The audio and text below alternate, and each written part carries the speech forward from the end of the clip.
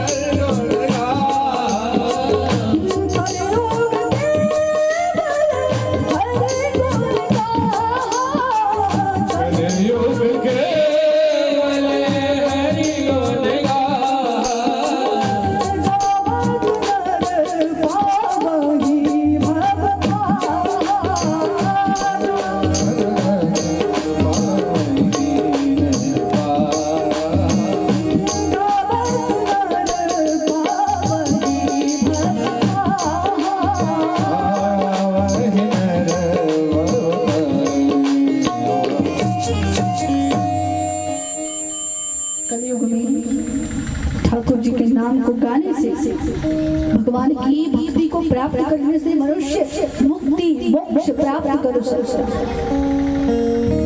ये देखिए सबके लिए, एक ऐसा ही नहीं, ये बुजुर्गों के लिए ही नहीं, सबके लिए।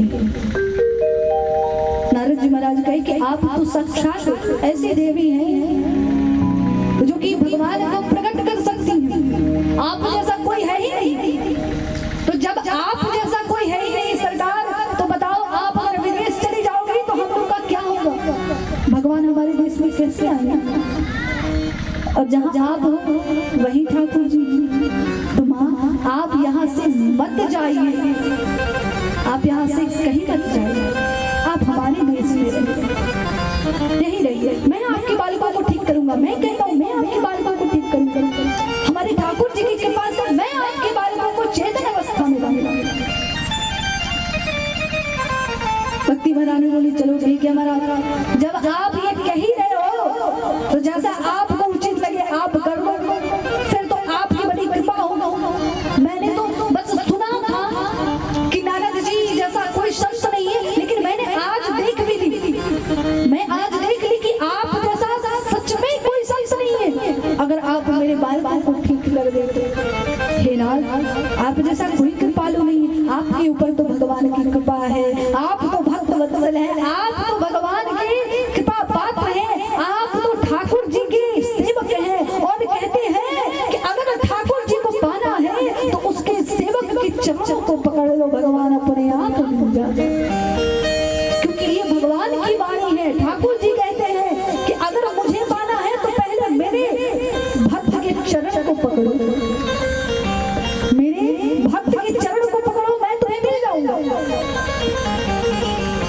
मैं तुम्हें मिल जाऊंगा। बहुत लोग कहते हैं, एक संत पे टिप्पणी हुई, संत कहते हैं कि चलिए बताइए कि जब गज बीच मझधार में पड़ा हुआ, गज पुकार रहा था, अरे देर न करे अबेर न करे नाथ चक्रधारी सुन लीजो, अब मुँह पे विपत पड़ी है नाथ, अब ना देर तू कीजो, सब छोड़ के आन पड़े हैं, भाग पड़े हैं मेरे साथी, संसार के साथी तुम ही हो, संसार के साथी तुम ही हो, अब नाथ रखो मेरी लाज ये बाकी। दोनों हाथ उठा करके और अपनी सूंड से पुष्प धारण करके, पुष्प लेकर के और गजराज भगवान को मनाने लगे। भगवान दौड़ते हुए आए, लेकिन जब भगवान आए अपने भक्त के लिए तो भगवान ने पहले गज का उद्धार नहीं किया। भगवान ने किसका उद्धार किया? तो भगवान ने पहले मगर का उद्धार। क्यों? क्योंकि मगर पैर पकड़ करके बैठा हुआ था, सरकार मैं तो बड़ा हुआ हूँ, मेरे अंदर इतनी समर्थता नहीं है कि मैं कैसे मुक्त हूँ, लेकिन मैंने आपके भक्त का पैर जो है वो पकड़ दिया। तो भगवान कहते हैं कि ये मेरे भक्त का पैर पकड़ के बैठा है, इसलिए भक्त को पहले छोड़ करके मैं उसके पैर पकड़ने वाले को मोक्ष दूंगा। तुरंत ठाकुर जी ने मगर को मारा।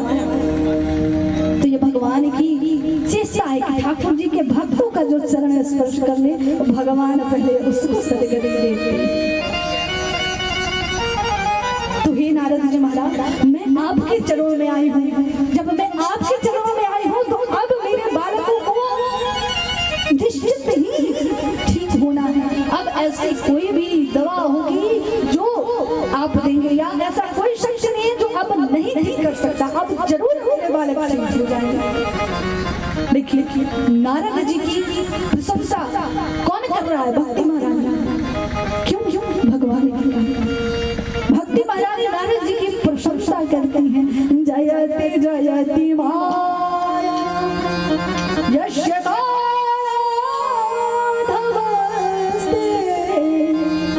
वचन रचन में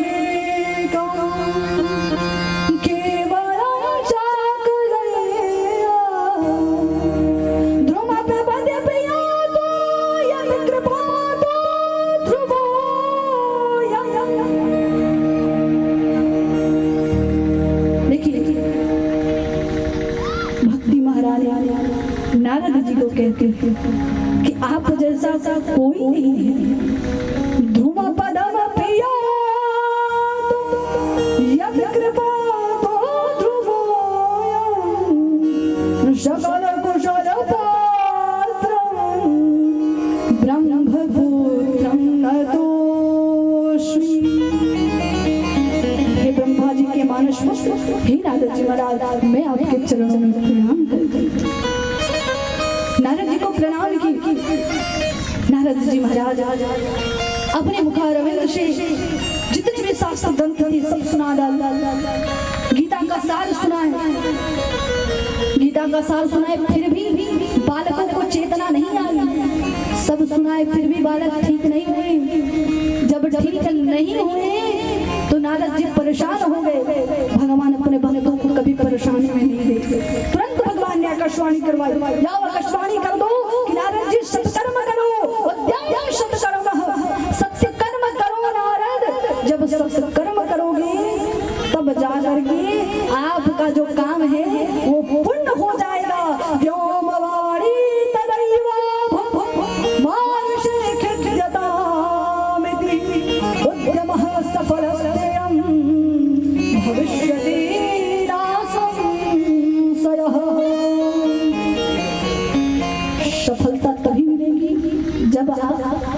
करो। तो आपको क्या करना है? सत्कर्म करो। हे नारद जी महाराज, सत्कर्म करो, आपको सफलता जरूर मिलेगी। आकाशवाणी इतना करके चुप हो गई। नारद जी महाराज सोचने लगे कौन सा सत्कर्म करूं। अब सत्कर्म को ढूंढने के लिए चंचल व्यवस्था में चले दिए। अब वही मुख कमल लटका करके सभी संतों के पास गए। महाराज सत्कर्म बता दो, सत्कर्म बता दो। किसी ने नहीं बताया। क्यों? किसी ने क्यों नहीं बताया? क्योंकि महाराज अगर एक पढ़ा लिखा व्यक्ति एक मैथमेटिक्स जो मैथ होता है, गणित का एक विशेषज्ञ टीचर शिक्षक अगर आपसे पूछे कि 2 + 2 कितने होते हैं बेटा, मुझे नहीं आता बता दो, तो वो लड़का क्या करेगा? भयभीत होकर के भाग जाएगा, नहीं तो रोने लगेगा कि इतने बड़े टीचर और मुझसे पूछ रहे हैं कि 2 + 2 कितना होगा। तो वो क्या करेगा? संशय में पड़ जाएगा।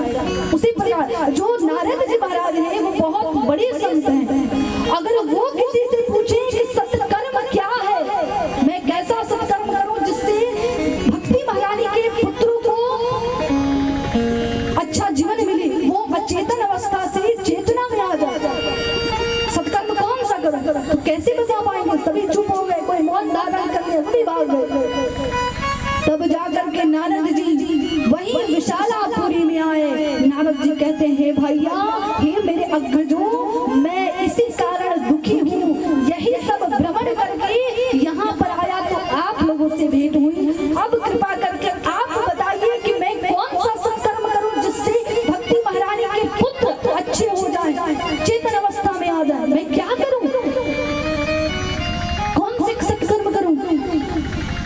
शनकादित्य जी महाराज बात को सुनकर बोले, अरे नारद, बस इतनी सी बात के लिए आप इतने दुखी हैं?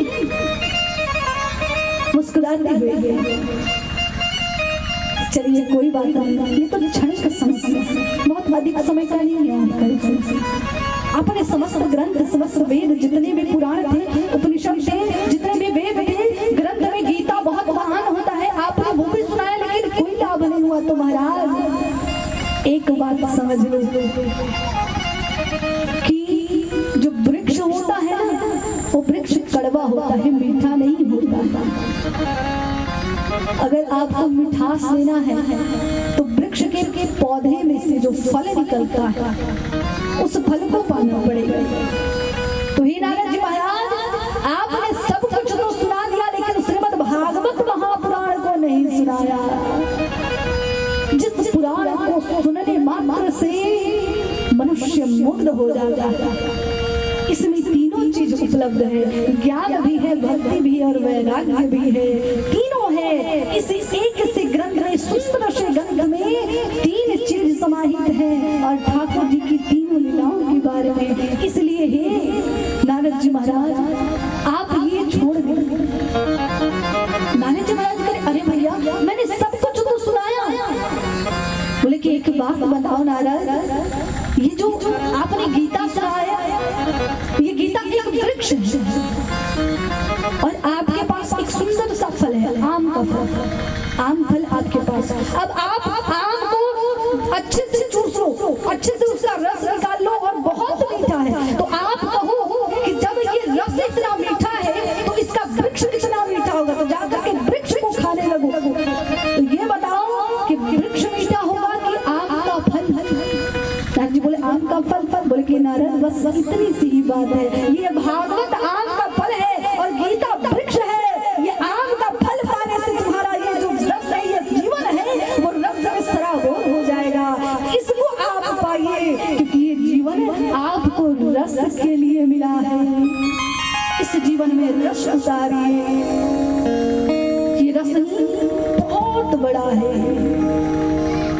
रस के बिना ना कोई यहाँ आया, रस में समाहित ये शरीर है पाया। जीव दुर्लभ ये ग्रंथ है गाया, अरे हर एक को प्रभु ने है बताया।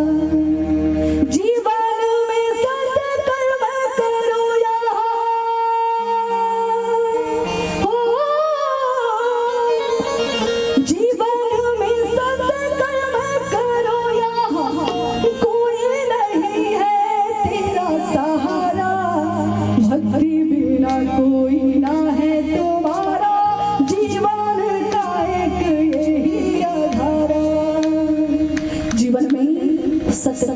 सत्संग, भक्ति, ज्ञान, वैराग्य, यही आपके जीवन का आधार है।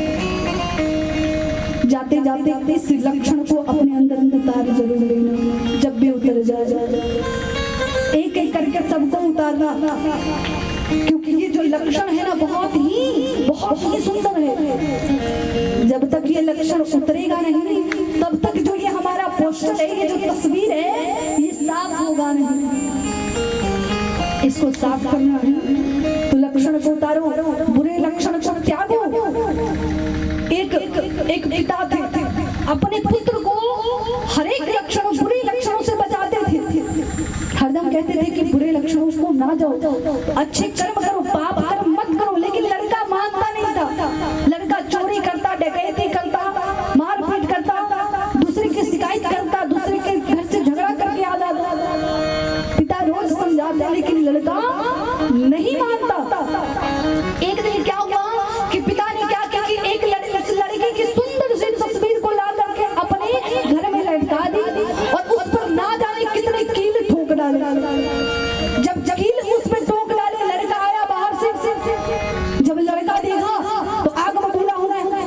लड़का बोला ये सब आपने क्या किया, क्यों ये सब मेरी तस्वीर को आप बिगाड़ दिए? तो पिता बोला कि पुत्र, ये जो सारे तस्वीर है ना, तस्वीर पर जितने भी कील हैं, ये तुम्हारे पाप है, ये तुम्हारे बुरे कर्म है। जिस दिन तुम बुरे कर्मों को छोड़ दोगे, मैं एक एक करके सारे कील निकाल दूंगा।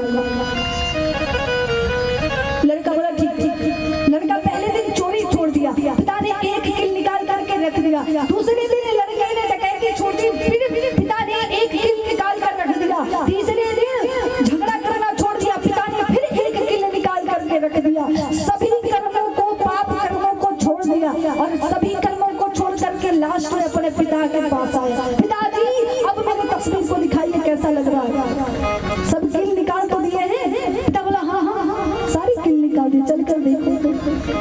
लड़का गया, देखा, अब तो तस्वीर अच्छी दिखेगी। लड़का अंदर गया, तस्वीर को देखा तो तस्वीर के ऊपर ना जाने कितने दाग बने हुए। लड़का फिर गुस्सा हो गया, पिताजी आपने कहा था कि मेरा तस्वीर साफ हो जाएगा, लेकिन मेरे तस्वीर पर इतनी गंदगी क्यों है? पिता बोला तुम भूल गए, मैं तुम्हें पाप कर्म करने से रोकता रहा, लेकिन तुम नहीं रुके। अरे पाप कर्म छोड़ दिए तो क्या हुआ? तुम्हारे साथ संगत तो अभी भी है, नाम तो अभी भी जुड़ा है। तुम चोरी छोड़ दिए, तुम अच्छे कर्म करने लगे, लेकिन किसी को भी अगर तुम्हारे ऊपर क्रोध आ जाएगा तो वही बोलेगा कि देखो वो चोर जा रहा है। कर्म छोड़ दिए, लेकिन दाग अपना साफ नहीं छोड़ता है। ये दाग जो लग जाता है वो जल्दी नहीं छोड़ता। इसलिए अभी ही सत्कर्म करिए, बुरे कर्म अपने अंदर मत आने दीजिए। जितना हो सके बुरे कर्म से बचिए, अच्छे कर्म को लाइए। अच्छा कर्म ही आपके साथ रहने वाला है। अगर बुरे कर्म की आदत बनी रही तो अच्छे कर्म आपके अंदर प्रवेश नहीं कर पाएंगे। इसलिए अच्छे कर्म करिए, सत्कर्म करिए।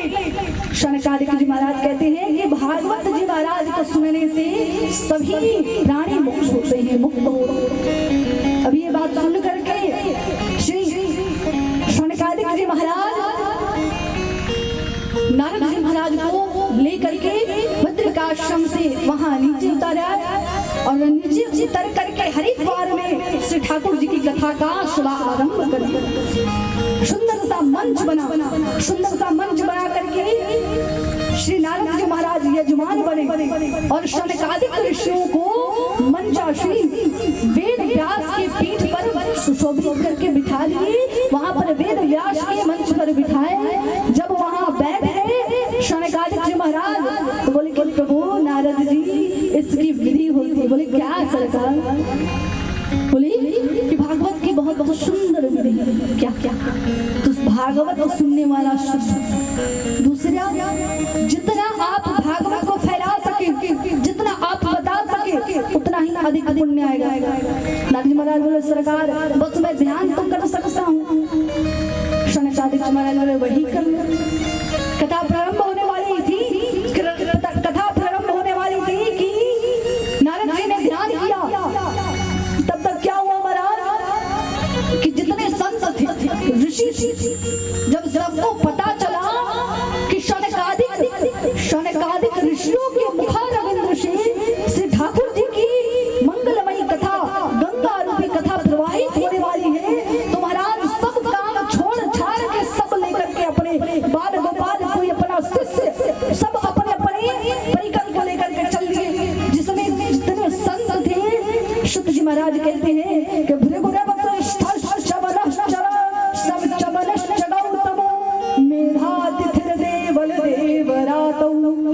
रावस्तथा गारी सुतश्च साकलौ मृकण्डपुत्रा त्रिजपिप्पलादाः योगेश्वरौ व्यासपराशरौ च छायासुतौ राजनिजन्मुख्यः सर्वेऽप्यमीनी मुनिगणाः सपुत्रशिष्या स्वस्त्रीभिराजन्ते प्रणयेन युक्ताः। सभी आ गए, जितने भी ऋषि थे, भृगु जी आ गए, वशिष्ठ जी आ गए, चमन जी महाराज आ गए, पराशर जी महाराज आ गए, सभी दौड़ते हुए भागते हुए कथा को सुनने के लिए आ गए। कहते हैं कि जहाँ गुड़ हो वहाँ पर चीटा और चूटी दौड़ते हुए आते हैं। गुड़ के प्रेमी उसी प्रकार ये भागवत ही गुड़ है, और जो प्रेमी है वो अपने आप जुटाते हैं, उन्हें बुलाना नहीं पड़ता, वो दौड़ते भागते हुए आते हैं। जो प्रेमी सभी भाग करके आए और भगवान की कथा को सुनने के लिए बैठ गए। शुक जी महाराज, शौनकादिक जी महाराज कथा को बढ़ाने लगे। शौनकादिक जी महाराज कहते हैं, नारद कथा को सुनने से पूर्व अपने मन में भगवान श्री हरि का ध्यान करो। सदाशिव्य सदाशिव्य श्रीमद् भागवती कथा यस्य श्रवण मात्रेण हरिश्चित्तं समाश्रये। क्योंकि भागवत जी की कथा को सुनने से पहले अपने चित्त में श्री ठाकुर जी का ध्यान करो। जब भागवत सुनने लगता है मनुष्य जीव, जब भागवत की ओर बढ़ता है तो भगवान एक चुंबक की तरह अपनी ओर खींच लेते हैं। समाश्रयित चित्त जो है वो शांत हो जाता है, मन बुद्धि जो है वो शुद्ध हो जाती है और भगवान की कथा में लग जाता है। क्योंकि जो दासियां हैं वो तो अपने प्रभु को जानती है ना, ये लगन भी। सभी लोग एकत्रित होकर के भगवान का मंगलमय ध्यान करने लगे। सुंदर सा कीर्तन होने लगा। भागवत भगवान की जय, भागवत भगवान की जय, श्री हरि की जय। गंगा प्रवाहित होने लगी। सुंदर सुंदर से सभी लोग नाम कीर्तन करने लगे। गोविंद बोलो हरि गोपाल बोलो, गोविंद बोलो हरि गोपाल बोलो,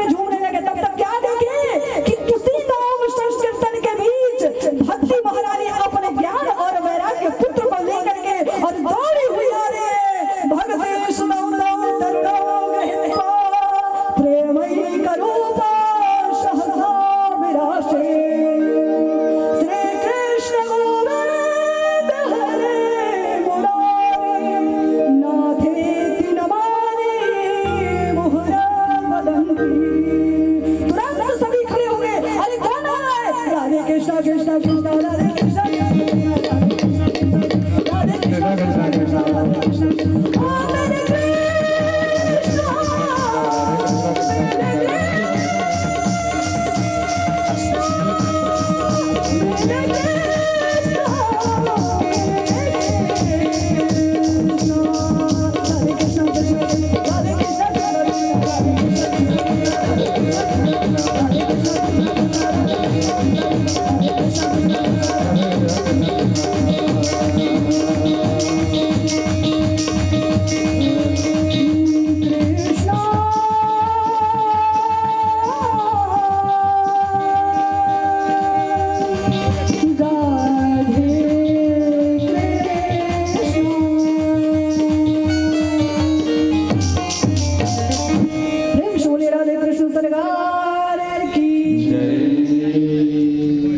कृष्ण सभा में, संतों की सभा में, ऋषियों की सभा में भक्ति महारानी दोनों पुत्रों को लेकर के वहां विराजमान हो गई। जब नारद जी देखे कि मैं जो ग्रंथ बोल करके इतने वेद सुना डाली, गीता सुना डाली, सारे ग्रंथ सुना डाली, लेकिन फिर भी चेतना नहीं आई। आज वही भक्ति महारानी के दोनों पुत्र नाचते हुए गाते हुए महारानी भक्ति के साथ सभा के बीच प्रवेश किए। जब सभा के बीच आया तो भक्ति महारानी पूछी कि सरकार मेरा कौन सा स्थान है, मैं कहाँ विराजमान। शनकादिक बोली कि महारानी आपके लिए तो हर हर बेचैन रहता है, लेकिन आप जा करके वैष्णवों के हृदय में प्रवेश करें जहाँ पर आपका सम्मान हो। सो महारानी भक्ति महारानी अपने पुत्र को लेकर के वैष्णवों के हृदय में जाकर प्रवेश कर चुकी, जाकर के विराजमान हुई। सभी लोग मुग्ध होकर के भगवान का ध्यान, भगवान का भजन करने लगे, क्योंकि भक्ति आने के बाद मनुष्य का जो चित्त है वो भगवान की ओर चला जाता है। अगर आपका भगवान की ओर चित्त जाने लगे, मन भगवान को देखने का, भगवान को सुनने का करने लगे, समझ लेना कि बड़ी कृपा हो रही है भगवान की।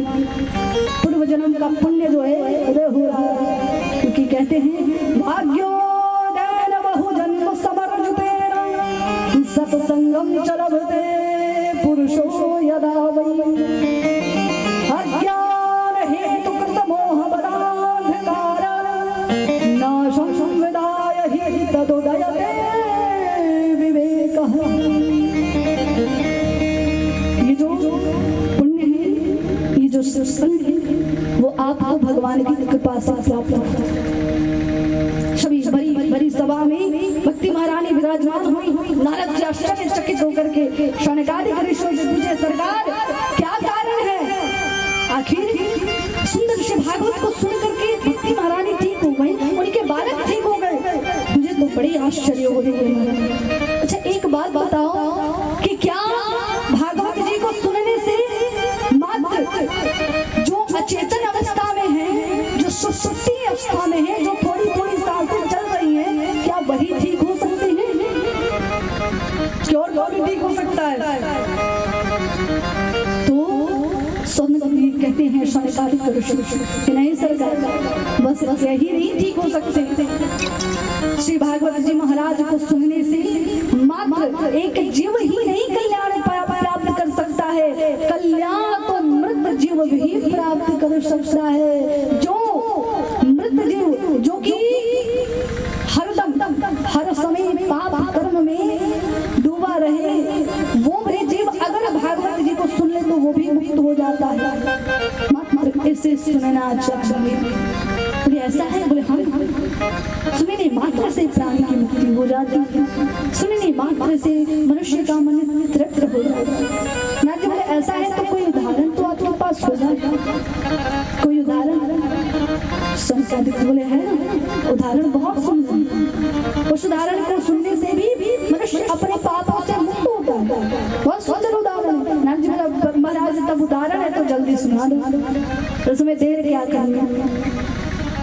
नारद जी बोले ये बात, शौनकादिक जी बोले ये बात भी सही है। तो अब शुक जी महाराज कहते हैं शौनकादिक ऋषि से कि हे स्वामी, हे ऋषियों, भागवत जी महाराज को सुनने से पूर्व उनके महात्मा को सुनना चाहिए। तो अब सुत जी महाराज ऋषियों से व्यास जी के सुंदर से मुख से जो सुने थे वही सुत जी महाराज पद्म पुराण से लिया गया सुंदर सा महात्मा अब ऋषियों को सुनाते हैं, शौनकादिक ऋषियों को। और वही सुंदर सा संवाद यहाँ पर शौनकादिक ऋषि नारद जी और जितने भी समस्त ऋषि थे वहां पर उनको सुनाते हैं। तो आइए हम लोग भी महात्मा का स्मरण करें। नारद जी महाराज से कहते हैं शौनकादिक महाराज कि हे ऋषियों, आप भगवान की मंगलमयी कथा को सुनने से पूर्व उनका महत्व श्रवण करें। और जिस कथा को सुनने से हमारे अंदर की जितनी भी पाप आत्माएं, जितने भी पाप कर्म है वो सब छूट जाते हैं। जितने भी पाप हम कर्म किए हैं वो भी मुक्त हो जाते हैं। ऐसी कौन सी कथा है? तो नारद जी को शौनकादिक जी महाराज कहते हैं अत्र देखे श्यामी इतिहासं पुरातनम यस्य श्रवण मात्रेण पापहानिः प्रजायते। मात्र सुनने से, इस सुंदर से कथा को सुनने से मनुष्य अपने जितने भी पाप है उसे मोक्ष पा जाता है। देखिए भागवत में जो दो चीज जो कि बहुत ही अधिक जानकारी है, भागवत में सुनने लायक तो सब कुछ है, मुक्त होने लायक सब कुछ है, लेकिन अगर आपका शुद्ध विचार होगी सुनी तो पहला गोकर्ण उपाख्यान, गोकर्ण जी का महत्व, और दूसरा परीक्षित मुख, तीसरा भगवान की लीलाएं, और चौथा श्री सुदामा जी का चरित्र। ये अगर सुने तो आपको संसार की बातें, जितनी भी बातें, ये समस्त बातें आप अच्छे से पता चल जाएगा क्या है। तो अब नारद जी महाराज जी शौनकादिक ऋषि कहते हैं कि एक तुंगभद्रा गांव में, तुंगभद्रा नदी के किनारे आत्मदेव नामक एक ब्राह्मण थे। ये कथा सबने सुनी होगी। आत्मदेव नामक एक ब्राह्मण थे। वो ब्राह्मण बहुत ही निष्ठल थे, निष्कपटी थे, भगवान का दर्शन किया करते थे, बहुत ही अच्छे से रहते थे। लेकिन उनकी जो स्त्री थी वो बहुत ही कर्कशी थी, अच्छे से नहीं रहते। अगर दो घर से वो लड़ाई ना करे, जब तक लड़ाई करके ना आ जाए तब तक उसका जो माइंड है वो फ्रेश नहीं होता। एक लोग से लड़ाई करना जरूरी है इसके लिए, मतलब निश्चित कहीं कहीं हो जाता है, ऐसा कहीं कहीं होता है कि एक जगह तो ऐसा मतलब सुनने को आया, एक संत कथा कह रहे थे, संत जी महाराज, बहुत सुंदर कथा था। तो वो कह रहे थे कि एक लोग भी अगर किसी से लड़ाई ना करें तो उनके पेट में दर्द हो जाता।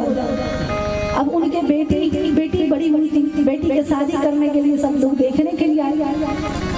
तो अब लड़की जो थी, लड़की की विदाई होने वाली थी और शायद उसकी माँ किसी की बुराई सुन रही थी और वो सुन करके और चुप थी।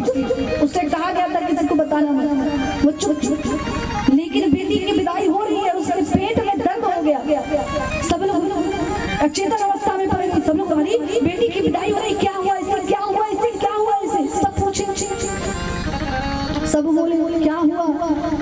तब उसके पति बोले कि अच्छा ठीक है, अपना मौन खोल दो, जिसे कहना है अपनी बात को कह दो, तब तुम्हारे पेट का दर्द शांत हो जाएगा। एक औरत से बताई कि ऐसा हुआ है, उनके सास के साथ ऐसा, उनकी बहू लड़ाई कर ली है, देख लो ऐसा ऐसा हुआ, तब उसके पेट का दर्द शांत हुआ। कहने का अर्थ यहाँ ये कि कभी कभी ऐसा होता है हमारी माताओं की भावुकता के कारण कि पेट में दर्द नहीं होता, लेकिन बात को अपने अंदर संभाल के नहीं रख पाता। पति कोई बात कहे तो उसे संभाल नहीं पाती। हाँ, इतना जरूर संभालती है कि आगे वाली कहने से पहले, जिससे बताएं उससे कहने से पहले एक बात जरूर टोके कि देखो मुझे अपना जान करके बताया है मेरे पति ने, और मैं तुम्हें अपना जान के बता रही हूँ, तुम किसी से कहना मत। अब वो वाली भी आगे जाके यही कहे कि तुम भी किसी से कहना मत, मैंने अपना समझ के बताया है। और इतने बार मतलब ये बात चली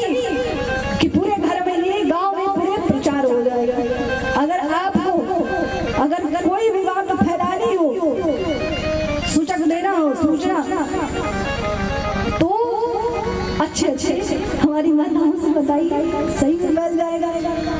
ऐसा नहीं कहते, ये भाव ऐसा नहीं, ऐसा मत सोचिएगा कि मैं कुछ वो कर नहीं, भावुकता के कारण, क्योंकि माताओं का हृदय जो होता है बहुत ही कोमल होता है। कहते हैं ना कि सीताराम हरदम कहिए कि हर समय भगवान का नाम लीजिए कि जिस भजन मेरा